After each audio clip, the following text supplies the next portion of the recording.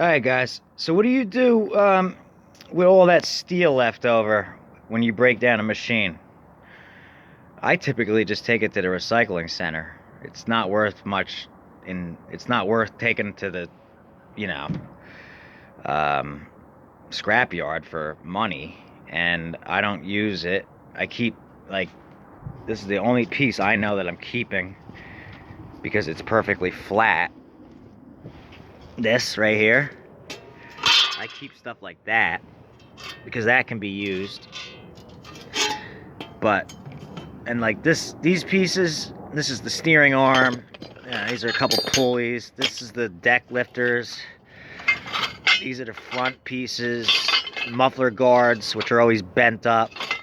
I kept them, but you know, I keep the couple of things I know I might use or sell. But like all this crap is going. What do you guys do with your scrap metal after you scrap a machine down? I know Redneck Computer Geek, he welds, so he keeps a lot of this stuff and then uses it to, you know, whatever. Especially like, where is it? Stuff like this, brackets, like a thick bracket like that, and I already put a couple of them on, but brackets. Just wondering what you guys do. I'm just scrapping it. It's going. I'm just keeping the stuff that's of value. Like here's a bracket. That'll probably just get thrown. I keep some of the nuts and bolts. Usually they're all rusty. They're all self-tapped. They're like self-tap bolts, which is nice. It makes it easier to get the machine apart, because if you had a nut on the end of every one of these, it would take twice as long. So, you know, luckily, most of it, you don't have that problem. Like this one, where it's doubled, then you got to get a wrench behind there. So, that's a pain in the butt. But yeah, I'll keep a couple of these. Like these ones hold the transmission up. I'll hold on to these. Here's that safety switch. I'll hang on to that. Springs, right? The wiring harness. I am going to start keeping wiring harnesses, and I'm going to put a piece of tape on them and say what they came off of. So say if it was a Craftsman, I'm going to put Craftsman with Briggs V twin. So this way, if I get another Craftsman, right? This one will say Craftsman GT5000 with 22 horsepower Briggs V twin. And then this way, if I get another machine, like another GT5000, it has a Kohler and it has the completely different wiring harness, instead of trying to go through all that trouble of rewiring it, I'll just remove the other wiring harness and stick this one in, and then the engine will hook right up, plug and play. So that's what I'm going to start doing with wiring harnesses. I used to cut a lot of this stuff. No more. I'm keeping the entire thing untouched. You know, this was the piece that went to the motor. This was, I think, the clock.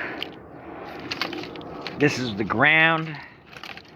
This is a lead. I keep leads. They come in handy. This side went to the back end, right? So this way, from now on, and it was so easy to pull out. It was just a couple of zip ties. The whole thing came right out.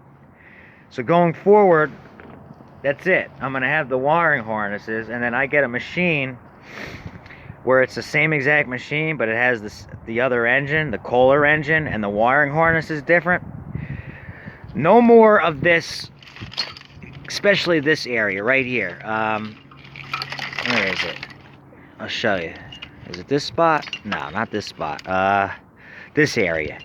This is where it plugs to the engine. See how there's different colors there? On the Kohler ones, they're even more different, and they're usually in different spots, so it's not plug and play. Once you have this, that's it. It plugs right in. So that's the way I'm doing that from now on. So, GT5000 steering sectors. Do they go bad often? This thing came right out. Should I hang on to it for a little bit? List it? Whatever. But anyway, I just wanted your thoughts on the metal, because I get rid of most of it. Otherwise, I would have a mountain of steel. Let me know what you guys do with it. And this might be the last video for a while. Might take a break. Alright? Maybe a month. Yeah, whatever. 'Cause one, I'm real busy, and two, I just need a break from it. You know what I mean? Some people just need a break from social media for a little while. So Instagram and YouTube, both of them together, I might not log on for a little while. So if you don't see me, like this stuff, I know Redneck Computer Geek would hang on to this and use that to weld things together. What would you guys do? Alright, let me know. Am I doing the right thing? I'm getting rid of that gas tank, that back end. I took the back reflectors off, the cup holders out. Alright, the deck I fixed. I straightened that right back to where it should be. I cut that one little piece that was hanging. I cut that smooth. This side's still good. And then this is on, and it works, and it's all there, other than I'm gonna take the two wheels, so it won't have the scalp wheels. And then somebody who needs a good deck, right, because theirs rotted out or went bad somewhere else, they'll already have this piece, and they'll just put theirs on this deck, and they'll be ready to go. So that's what I'm gonna do with the deck. So I might start it off as 200, because you know this is a 54 inch. I don't know how much a 54 inch deck would be new. I think, you know, just a shell, how much you're talking, but it wouldn't be cheap. From Sears, forget it. You know, they're all free, so that's what I'm gonna do. Like I said, front axles, I don't know. Do they go bad often? Do these sell often? If not, you know, the one thing I always take, because they're always missing, are these caps. See, it's missing from the one side. But, and then this dash, I'm not keeping that either. I don't think I've ever seen one of those go bad. The only thing I would have kept off of it is this front thing, which I did keep the amp meter. I got the choke, the throttle, the switches, this piece. Where are you?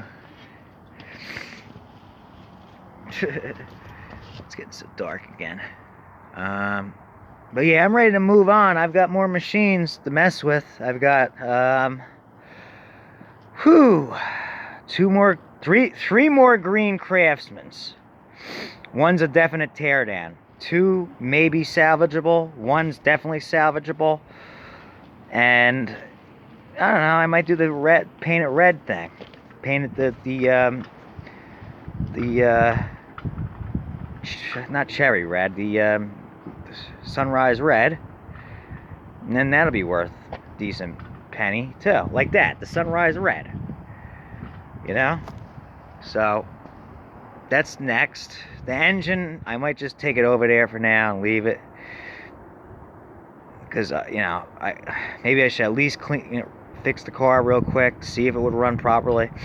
If not, it's an internal issue. It's a cam, and then I can put it to the side, and then I know when I get a cam, I'll put it in, or I'll order a cam when the time's right. You know, so the seat, like a couple things I'm probably gonna keep. I'll probably keep the seat for when another Craftsman comes. I'm gonna probably keep this grill for when another Craftsman comes with a shit grill, because these break all the time. This white crap that's on it now was me trying to clean the lens, and it got onto here, and now it won't come off. So whatever, if I have to, I'll just hit the whole thing with the red paint. It'll be good as new again. That was what it is. So the bumper, I might list for sale or save for a tractor. You know, if I was to save it, I'd clean it up real nice, and then I could put it on a tractor like that, make it worth even more. So, alright, so I figured I'd just ask you what you guys would do, and that's it. That might be it for a little while. So if you don't see me or any videos upcoming for like a month or so, that's why I took a break. A needed break. All right? Okay. See you later.